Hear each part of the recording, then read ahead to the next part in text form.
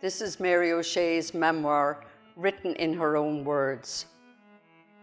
Easter week 1916 seems so unreal that it now still seems like a nightmare. Here was I doing night duty as part of my training in the Rotunda Hospital. At the time, I was doing special in the isolation ward. It was not a nice job, as patients were kept under sedation during the day and the unfortunate night nurse had to put up with everything during night hours. I had spent 2 years in France, saw the start of the 1914-18 war, enough to put me off forever. It was with great joy that I returned to Ireland, to peace, quiet and happiness. I thought my head would burst with joy when I saw dear old Ireland rising up out of the sea in the morning sun. After a short spell at home, I went to Dublin. Up to this time in the country, we took part in everything Irish, language, singing, dancing, but at no time did we ever hear of anything militant. Easter Sunday, we all attended our various religious duties. Monday, we sat at our windows looking out at the gay crowds going to the races and enjoying them their freedom. Bed and tried to sleep in a room on the front of the house overlooking Parnell, dominating O'Connell Street. Funny how one can get used to noise. It was like a lullaby, something like background music. A door banging in the hospital or something falling would wake one up, but never the rumble of traffic. I waked up and was still quite bright. What on earth was happening? There was not a sound in the street and nobody seemed to be moving. What an extraordinary state of affairs was my first thought. I could only sit pretty until the night duty ended. The volunteers had taken over Dublin was the news. We followed routine and betook ourselves to our various posts. Soon there was noise enough, but not the placid everyday hum of ordinary movement. Shots and explosions were the order of the day.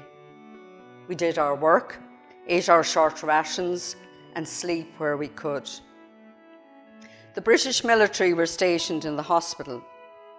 The orders we got were, do your work, do not go out of doors, and keep away from the windows. Leave windows open a little, up and down, but do not lock your inner doors. By the end of the week, we thought that most of the city had been blown into fragments. It looked as if we were in the center of a huge bonfire, which would close in on us eventually. The room in which I was in with my patient was just over the round room. Bullets began to hop off the casing of the windows. We were moved to a room in the middle of the building, in which there was another patient of the same kind and another nurse on special. This was better, as there was at least somebody to talk to. We two nurses stood at the window in fascinated horror, wondering when we would get it. The whole sky seemed illuminated.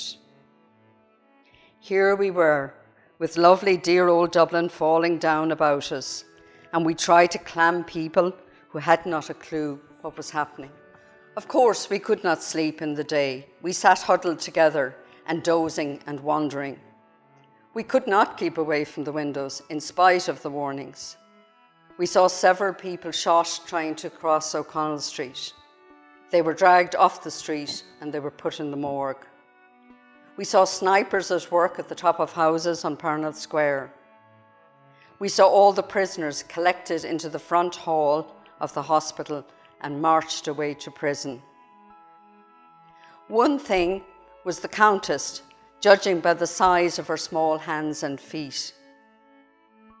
When things got quiet, we went out of doors and a terrible sight met our eyes. O'Connell Street was in shambles.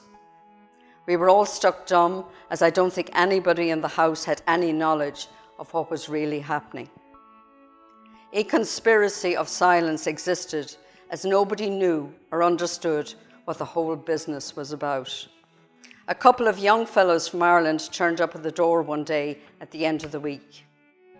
I was overjoyed to see them and to learn everything was quiet down the country.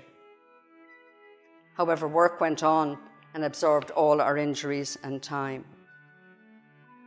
Later, I went back to England to do my general training and came home from that into a civil war, which was 1,000 times worse.